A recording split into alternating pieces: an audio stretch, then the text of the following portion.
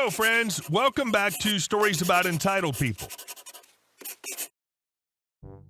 In our first story, the OP did everything by the book. He gave notice, put up with crap of a coworker, and was able to give that parting shot. So don't forget to subscribe to our channel if you're new here, and turn on notifications so you don't miss a new video every single day. Here we go. I didn't even know the extent of my revenge until now. Okay, story time. So one day I got a second job. The place was a really tacky engraving store in an outlet mall. My manager was amazing, very kind and sociable. She taught me everything I needed to know about the job in a very effective manner, and I loved having her as a boss. Co-manager equals troll. Not the lovable internet troll. I'm talking full-blown, LOL, because she was fat, cave troll. I hated everything about her. She was lazy as hell, terrible at her job, ate constantly, leaving her trash and messes for me to clean up every morning. One day my manager quits, got a better job or something. The troll applies for management and they tell her no. She needs to prove herself first. They give her some probationary crap and say she has 2 months to prove she can be manager or no promotion. So instead of stepping up, she forces me, only other employee, to work my butt off to get the store in tip-top shape. I take 1 day of this before I put my 2 weeks in. This was a second job. I didn't want to put up with this, and my other job was offering more hours. 2 weeks pass terribly slow. She works me to the point where I hate every aspect of her being. On my last day, someone came in guns a-blazing about a botched engraving job she received. This thing was effed up. It was a wallet that was practically ripped in half. The engraving was misspelled and crappily done, and it looked like it got run over by a truck. I didn't do it, so it was troll revenge time. I give the lady the number to call to complain to corporate, tell her my boss's name, and all the other information she needs to get her in maximum trouble. This was my last day, so I had no way of knowing what happened to the troll after that. Less than a month later, the store closes. A blind man could have seen that coming. We had no customers. I figured she got transferred to another store. I found out today she got fired for that complaint. It was her third strike, and she was out the door. I laugh at her. And our second story. Yes, I'm Chinese, but that doesn't mean I work here. So for some background, Annie is a friend of mine whom I met in college. We share classes together. She moved here from China not too long ago, and this story takes place about 6 months after she moved. I say moved, but she's here on a temporary student green card. She's incredibly smart, hardworking, and witty. Just a few of the many things I love about her. She's also a ridiculously good cook and oftentimes makes me some delicious traditional Chinese recipes. Well, while there are many things she loves about the United States, one of her biggest pet peeves is our food industry. Too much grease and not enough actual food, which is why she doesn't usually eat out. Well, in our area, there's this really cute, authentic Chinese restaurant. The restaurant owner immigrated from China in the late 80s with his family and brought with him all his recipes that have been in his family for years. The restaurant's very popular in our community, and he's doing very good for himself and his family. He's also super friendly and loves to chat with his customers, whom are mostly Chinese immigrants like himself. Annie loves the place because it reminds her of home, and it tastes like real food we have back at home. Well, one afternoon, Annie and another friend of hers, Liv, decided to treat themselves and eat out. And on this particular afternoon, the restaurant was more busy than usual. It's a small place, so not a lot of seating options when it's a full house. One of the waiters asked her if she and her friend wouldn't mind splitting one of the big round tables with the family, mother, father, and 2 teenage daughters. They agreed because it was a school night and the waiting time was long, didn't want to stay out later than they had to. While the waiter was showing them to their table, he was called away but told Annie and Liv to continue and seat themselves. They'd been there quite often and could easily find their way. The table was also big and was the first one you saw when you walked in, so it really wasn't a hassle. Now, for a bit more detail, Annie was wearing black, which were the employee colors, but she clearly was not wearing a waitressing outfit. She was wearing a cute black sundress, while her friend Liv, who's American by the way, was wearing some fancy burgundy trousers and a matching top. Both of them were clearly not employees. When they both arrived at the table and took a seat, the mom, before either of them could explain the situation, exclaimed, "Finally, we've been waiting a while to give our orders, but our stupid waiter has been too busy running around. I swear he's doing it on purpose." Caught off guard and a bit shocked, both Annie and Liv kind of just stared at the woman, then each other. I'm afraid I don't We're ready to order now. I've also never heard of a waiter sitting down to take orders. Comes across very disrespectful." Annie looked at the woman even more confused, and she and one of the daughters spoke at the same time. "Mom, I don't think she works here." "Ma'am, I don't work here." "Nonsense. Look at her outfit. Are you going to take our order or what? Do you not speak English?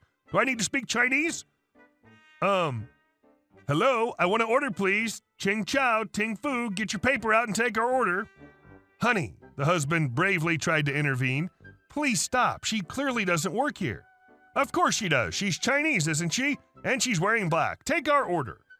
The woman sitting to the right of Liv, who was sitting between her and Annie, reaches over and snaps twice in Annie's face.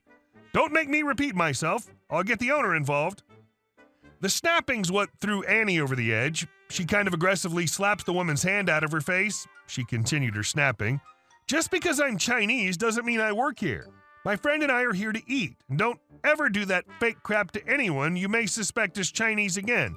It's extremely offensive." "Excuse me? Who do you think you are? That's assault, and I'll get you fired, or worse, arrested. Now leave before I call the cops and tell the owner I'd like a word with him.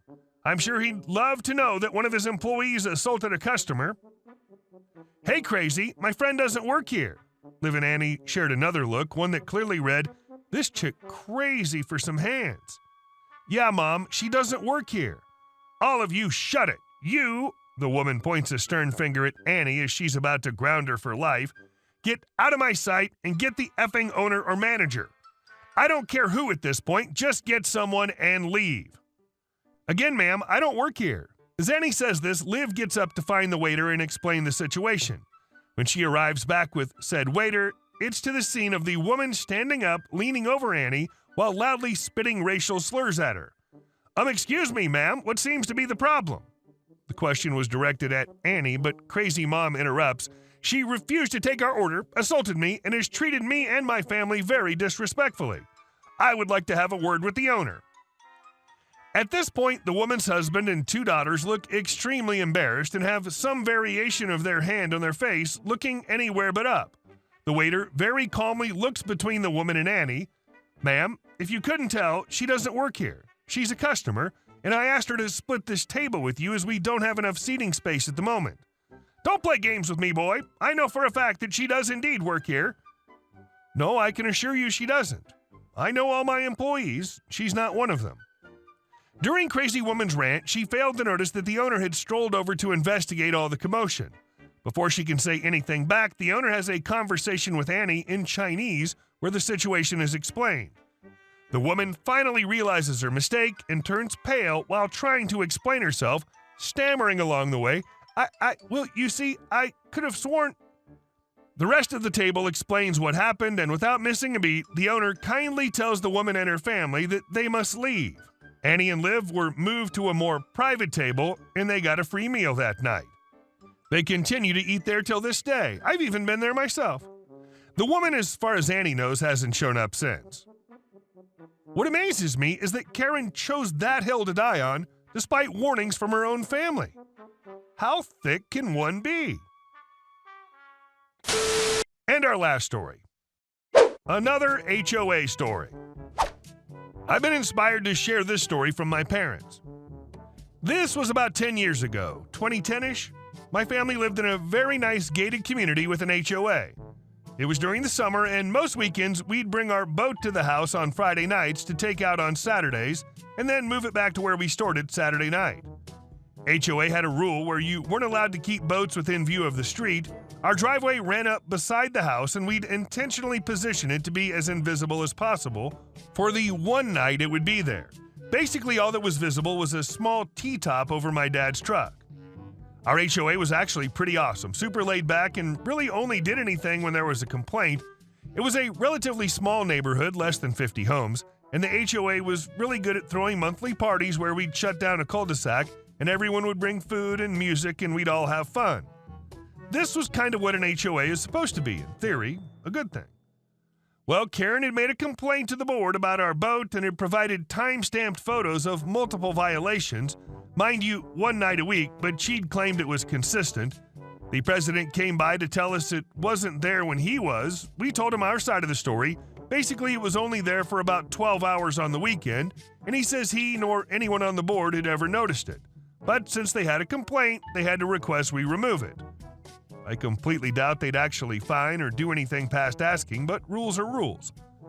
Well, an important bit of information about this piece of property: when the neighborhood was built, my dad bought the house as well as a property bordering the back of ours that was not a part of the HOA or in the neighborhood, and originally had a small chain-link fence between it and the house. It was accessible through a small street with a few homes on it bordering our neighborhood. Well, my dad's beautiful brain started thinking about it, and for the cost and inconvenience of storing it at a storage place, he could probably just build a pad for it behind the house. He had a gravel pad put in the corner of the property with a shed over it, intentionally as close to the edge of the property so it would preserve the view out the back or be very visible from the front of the house, either one. There wasn't any real backlash about it. Apparently, Kevin brought it up again, and the board politely informed her that they had no control over that property, and I think she admitted defeat.